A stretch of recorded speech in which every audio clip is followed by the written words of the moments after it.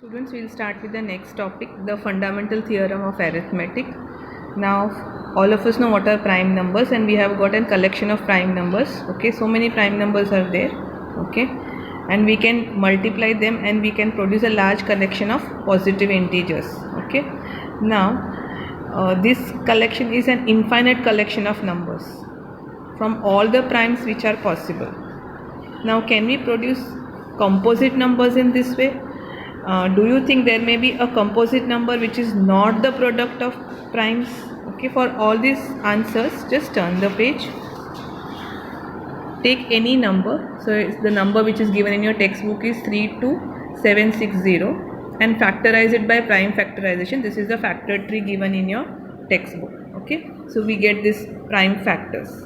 Now multiply all these prime factors in this way after you get the factors, and then write it in their power form, like 2 raised to 3, 3 raised to 2, 5, multiplied by 5, multiplied by 7, multiplied by 13. This is called as the product of powers of primes. Okay, so all these are prime numbers and they are in their power form, and we are multiplying them. That's why it's known as product of powers of primes. Okay, now whenever you have a number, you will have, after prime factorization, you will get this form for all the numbers. Okay, so whenever you have a composite number, it can be written as the product of powers of prime. This is the statement of fundamental theorem of arithmetic. Okay, so every composite number can be expressed as a product of primes. This factorization is unique part from the order in which the prime factors occur. Okay, now the next page, if you see, the fundamental theorem of arithmetic says that every composite number can be factorized as a product of primes. Okay, and this prime factorization of natural numbers is very unique except for the order of its factors. Now the order of the factors does not matter. So if you see here these factors, you can write 13 first, 7 first, or 3 first. The order does not matter. Okay, so I'll just quickly explain to you with the same example. Now you have got 32760. You can factorize it this way by prime factorization method. You write down the factors and then express it in terms of their powers. Okay, so every composite number can be written as a product of prime. That is fundamental theorem of arithmetic, theorem 1.2. Okay, so now after you have understood this, we go to the next topic. Okay, now turn the page.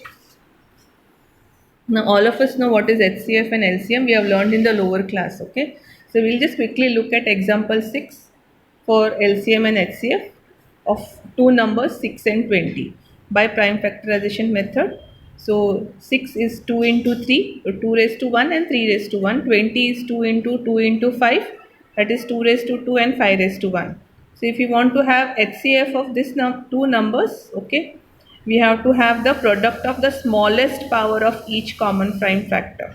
Okay, so if you see what is common between these two, we have only 2 raised to 1, that is common between 6 and 20. So that becomes the HCF. Now the product of the greatest power of each prime factor.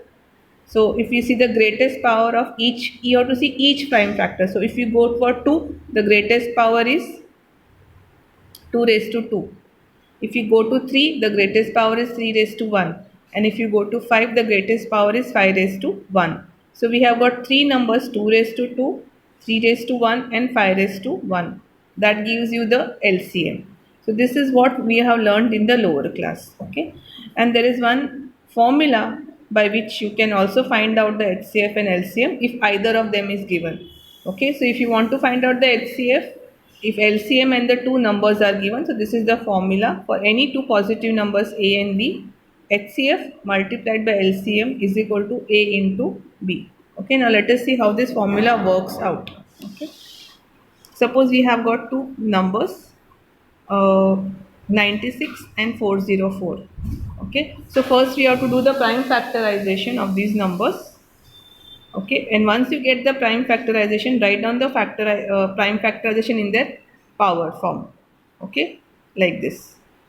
Okay, so then you find the HCF. If you find the HCF will be 2 raised to 2, that is 4. If you want to find the LCM, you will have to find, this is the highest factor, 2 raised to 5, then 3, and then 101. So when you multiply, you get this. So we get HCF and LCM by the method which we have learnt in the lower class. But if you want to use the formula, okay, so if you want to use the formula and find LCM, not by this way, then you have to multiply 96 into 404, that is A into B divided by the HCF 4. So 96 multiplied by 40 divided by 4 will give you 9696. So if you don't want to do by this method, you can also find using formula. Similarly, instead of LCM, if you have to find out the HCF, okay, so HCF, you will have again the numbers 96 multiplied by 404 divided by the LCM, that is 9696, and that will give you 4. Okay, thank you.